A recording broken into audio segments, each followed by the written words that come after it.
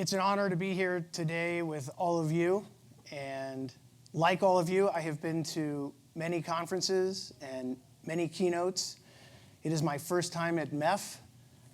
But what I find to be true about keynotes is this. When you leave at the end of my keynote today, you will likely not remember much, if anything, of what I said. And since I am a grandfather of 7 under 5 years of age, when I leave the room today, I will not remember most of what I said. But it is a true honor to be here. And so I guess we have two choices. I could fast forward to the end of my presentation and just wrap up right now. Or I could go into full grandpa mode and tell stories. And so I think I'd like to choose that second because I could use all the practice that I can get in storytelling for my grandkids. And so what I suggest we do is I will tell 3 stories from our 20 years plus in the voice space, and then 1 story that is still being told in the messaging space. And I know today is about messaging, but the moral to the stories in voice I think will apply, and you'll understand as we get there. So trust me as I begin with 3 stories about voice.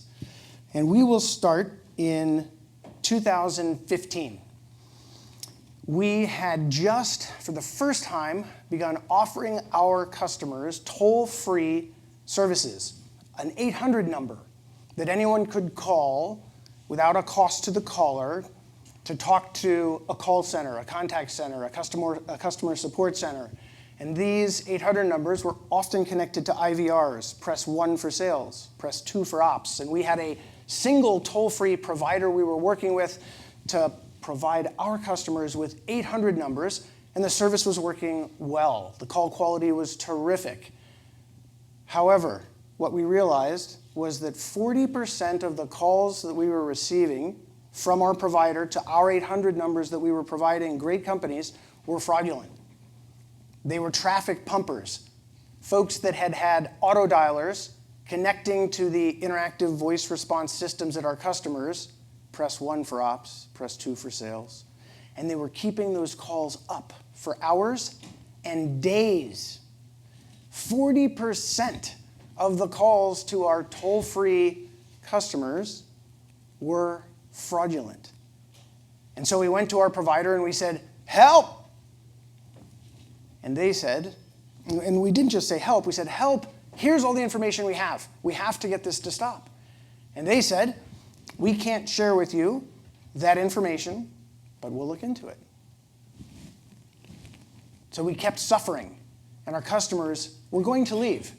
So we went back and showed all our information again and said, "Help, the information we need to stop the far-end perpetrators that are using your network to commit this fraud, we have to find them and stop them." And they said, "We can't share that information with you. We'll look into it." So finally, we convinced them to let us fly to their headquarters. And we went in on bended knee, literally, showing them the information about 40% of the traffic hitting our 800 numbers that was fraudulent. And through patience and persistence, they slowly pulled the curtains back and realized together how horrendous this fraud was. And together, we figured out who the perpetrators were. And 8 days later, we were in Washington, D.C., with the FCC's Enforcement Bureau, with the FBI, handing the information to law enforcement, resulting in years-long prosecutions that were successful, but immediately the fraud went to the floor. Immediately, we circulated all the data that we had discovered together to others in the industry to prevent them from just hopping to a different provider. And I shared that story initially with you to demonstrate in a different ecosystem where trust was vital, where CP&I, customer proprietary network information, should be shared to attack fraud. Bandwidth has often and early been involved, before traceback, before stir shaken, in helping an ecosystem be trustworthy. So that's the first voice story, 2015, where we helped stop perpetrators. The next story is how we helped innovators. It's 2018, and in your kitchen, you have a device for the first time that you can say, hey Google, call mom on her mobile phone. Or Alexa, call dad. And Verizon Wireless was our terrific partner. And we were a partner with Verizon Wireless, and we were also powering use cases where you would have a second phone number on an app so it would hide your identity if you were getting food dropped off, or on a dating app, or getting a dog walker.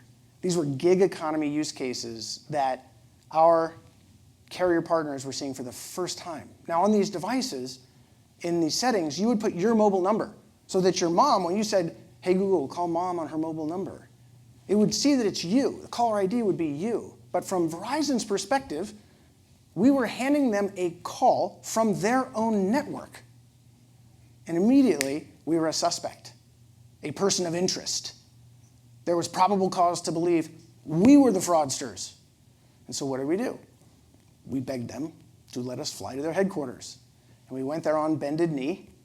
And what began as a whiteboard session over 4 hours turned into what felt like a waterboard session, where call flow after call flow of gig economy use cases that delighted customers and that were vital to what creatives were doing were understood. And together with Verizon Wireless, we identified key ways that we could tag this traffic so they could handle it properly, bill for it properly, and be effective in supporting innovators. And ultimately, that resulted in a direct connection for exchange of voice traffic at high scale. So in the first story, we helped stop perpetrators. In this case, we were supporting innovators, and it was vital. Which brings me to my third story about voice. Today, we're a 48-state, interconnected, licensed, regulated carrier. Today, we're actually a national licensed, regulated provider in 30 countries. We have a pan-European network we've built, 38 countries. We do service in over 90 countries, inbound, outbound, toll-free, or emergency service components. And we even do emergency services 911 for over 30 million endpoints, which all sounds like, I'm patting myself on the back. It wasn't always this way. In 2007, we began our network build-out and finished it and launched our voice over IP phone numbers for our customers in 15 states. We were super excited.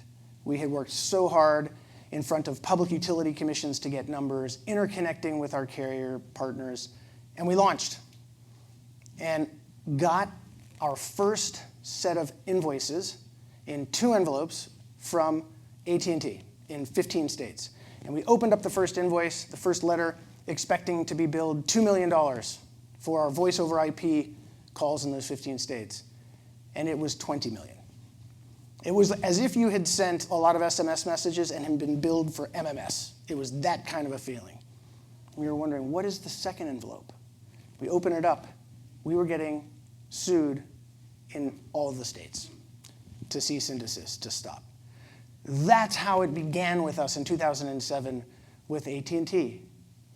We immediately engaged with them, settled or won the disputes we had with them about what we were doing in 15 states, resolved how calls should be rated by coming together with them, sometimes contentiously, sometimes with legal, resolving it. And then realized after wrestling together, like in Vegas in an MMA match, we realized we got a lot of common ground. We can do access reform together in front of the FCC because our business model wasn't based upon carriers paying us anything. It was about customers paying us. So we collaborated on access reform at the FCC. Fraud. We could attack fraud together by being transparent, which was incredible.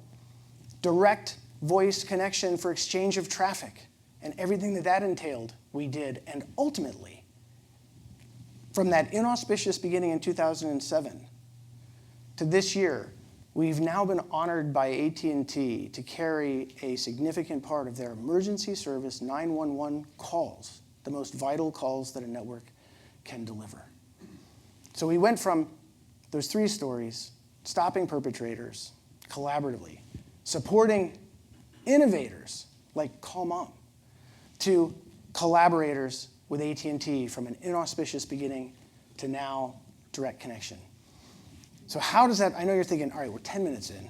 This is a messaging conference. Dario just said, hey, it's 25 years of messaging. What are you even doing on the stage talking about voice?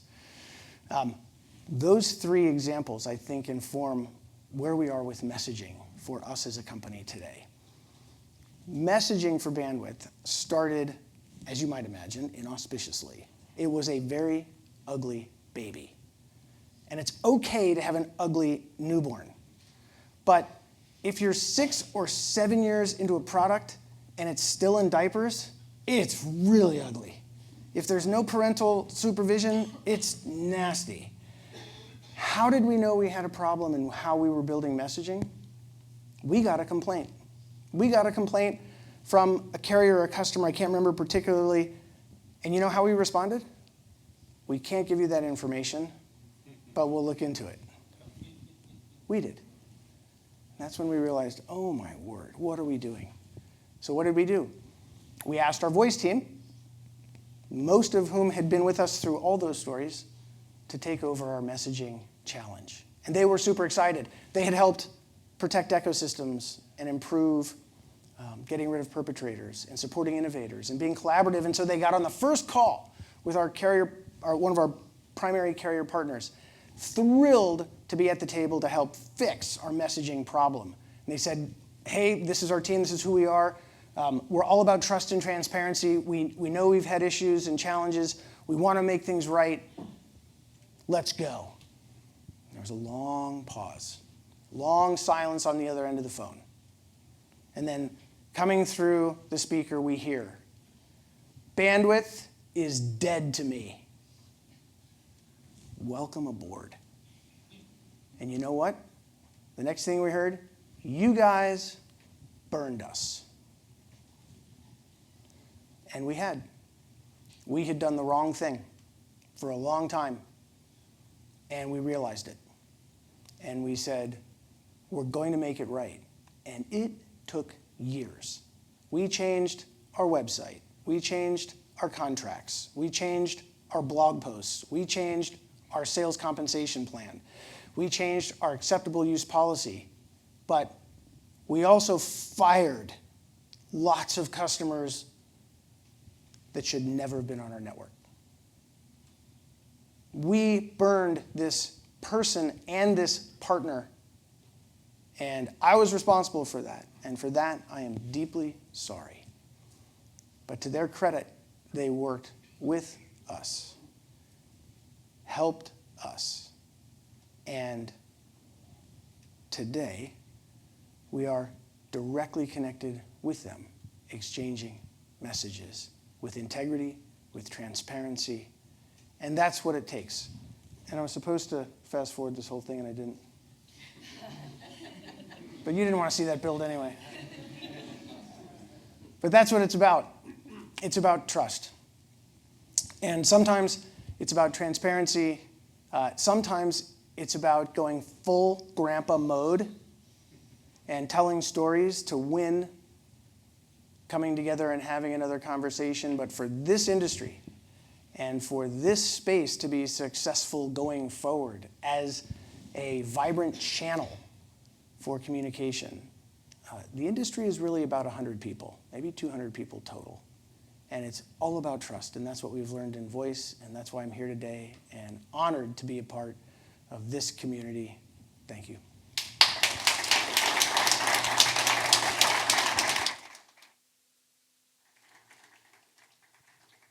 May you stay, I know you're a very busy man. Can you stay here for a bit more?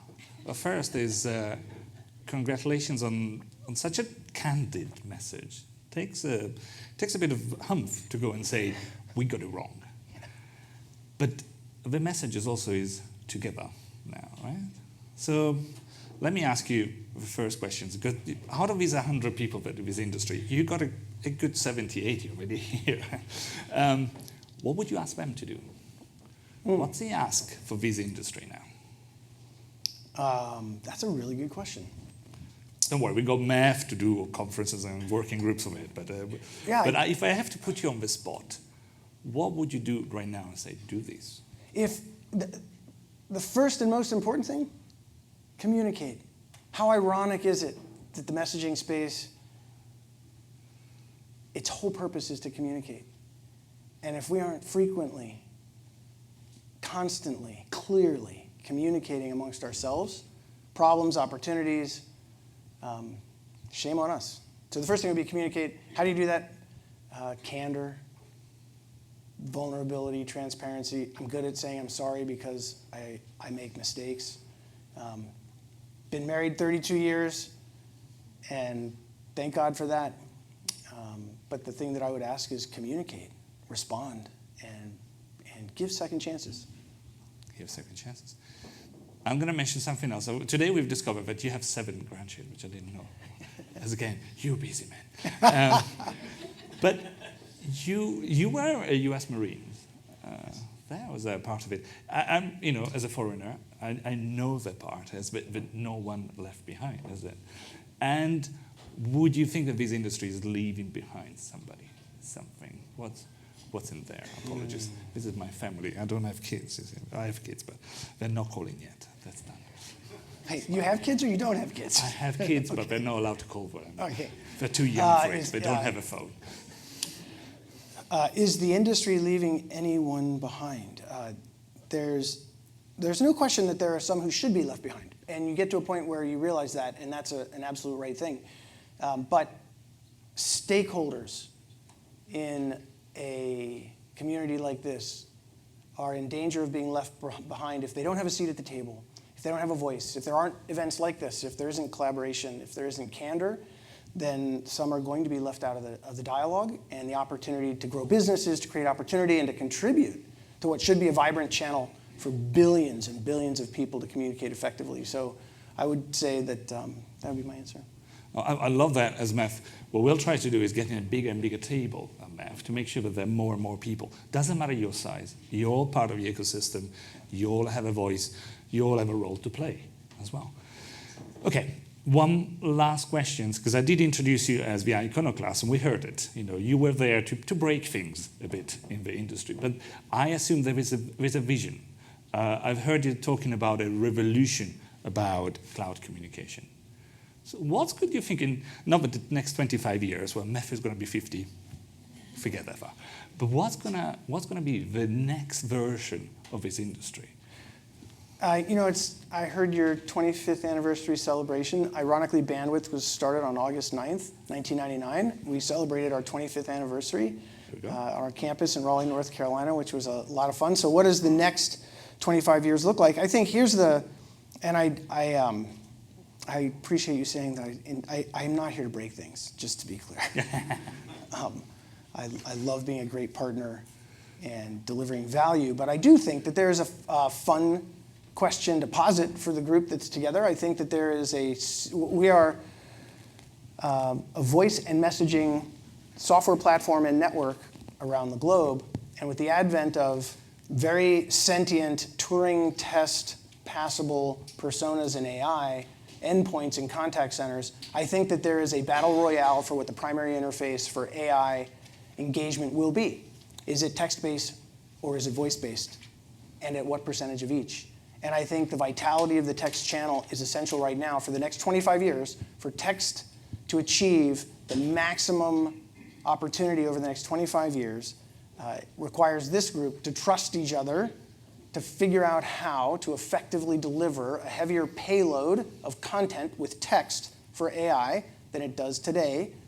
RBM, those advents of image-based communications are essential, but voice and text are going to be essential channels for AI. But one I think will dominate, and it's not clear to me which, but this group having to increase the payload potential for the delivery of meaning in a message is vital for the next 25 years. That's great. Well, let's work towards that. Well, by the way, time is up, but it's a big thank you for David. Please help me with that. And thanks again.